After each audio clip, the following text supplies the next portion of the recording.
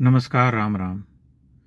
राजस्थान के श्री गंगानगर में जो हुआ, उस घटना को जानने के बाद मैं समझता हूँ कि एक मनुष्य होने के नाते सबके मन में ये प्रश्न आया होगा कि हम क्या चाहते हैं, हम किस ओर बढ़ रहे हैं। यह एक बहुत बुनियादी सवाल है जो सबके मन में आया होगा, क्योंकि जो घटना हुई है उस घटना से एक ही बात सिद्ध होती है कि मनुष्य जो है वह एक ऐसी योनि में परिवर्तित होता जा रहा है जिसके लिए संभवतः शब्द नहीं बने हैं, क्योंकि राक्षस या पशु कहना उचित नहीं होगा, समीचीन नहीं होगा। पशु ऐसे नहीं होते हैं। राक्षसों का भी एक धर्म हुआ करता था, उनमें पाशविकता होती थी, परंतु इस तरह की घटना हमने अपने जीवन में पहले तो नहीं पढ़ी, क्योंकि एक सामूहिक रूप से मनुष्य जाति के मर जाने का प्रमाण है ये जो हुआ है। अब आप सोचिए कि 13 वर्ष की बच्ची के साथ 4-5 दिन तक 30 दरिंदे, मतलब उन्हें मनुष्य कैसे कहा जा सकता है। और यह बात बहुत अधिक मायने रखती है कि अब हमारे समाज में, हमारे जीवन में इस तरह की घटनाएं जो हैं धीरे धीरे साधारण घटनाओं का रूप लेती जा रही हैं।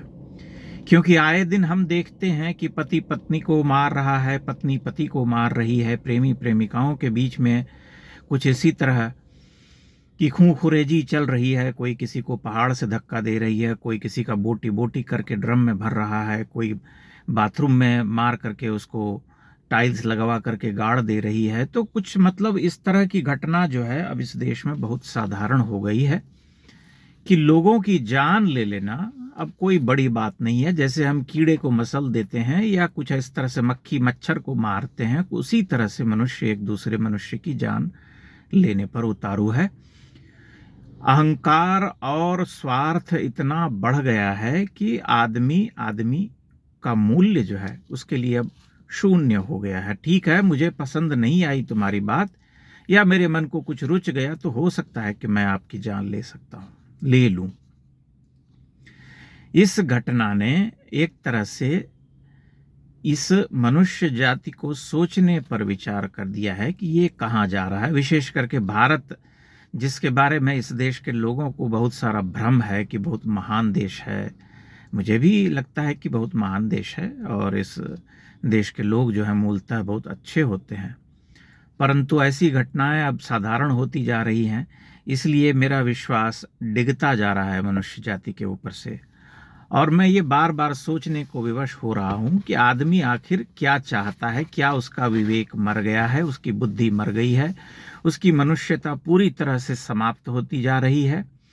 क्या उसने सोचना विचारना बंद कर दिया है? क्योंकि इस तरह का आचरण तो केवल वही कर सकता है जिसके पास मनुष्य होने की चेतना न हो। जो मनुष्य है, जिसकी चेतना मनुष्यों की है, वह ऐसी कोई भी पाशविकता या इस तरह का दुष्कृत्य नहीं कर सकता, वह भी सामूहिक रूप से।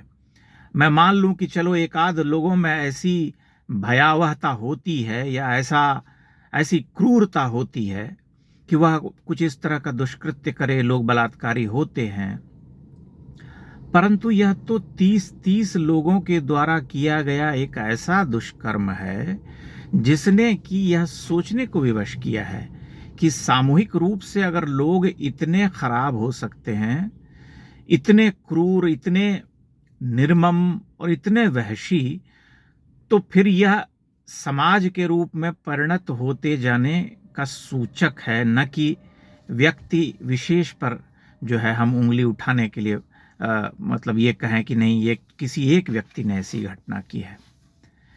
जिस रिक्शा वाले ने उसे होटल वाले को बेचा, सबसे पहला दोषी तो वही है, वह भी बहुत बड़ा राक्षस है।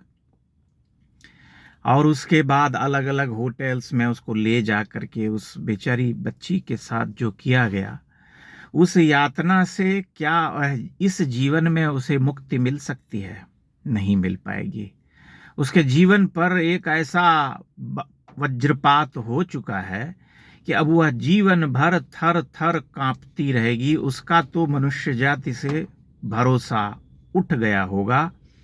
वह जीती हुई एक लाश हो चुकी होगी, 13 वर्ष की बच्ची। भले ही वह बच गई है, लेकिन उसका जीना न जीना सब बेकार है, व्यर्थ है, क्योंकि वह उस दिन मर गई। उन 4 दिनों में वह मर गई, न जाने कितनी बार मरी, जिसकी कोई कल्पना नहीं कर सकता। तब प्रश्न उठता है कि हमें क्या करना चाहिए। मेरे मन में तो कुछ ऐसा विचार नहीं आता है, न मैं कोई ज्ञानोपदेश करना चाहता हूं कि ये करना चाहिए, वो करना चाहिए, परंतु मुझे लगता है कि ठहर करके सोचना आवश्यक है। मनुष्य को विचार करना चाहिए कि हम कहाँ जा रहे हैं, किस ओर बढ़ रहे हैं, हम क्या प्राप्त करना चाहते हैं।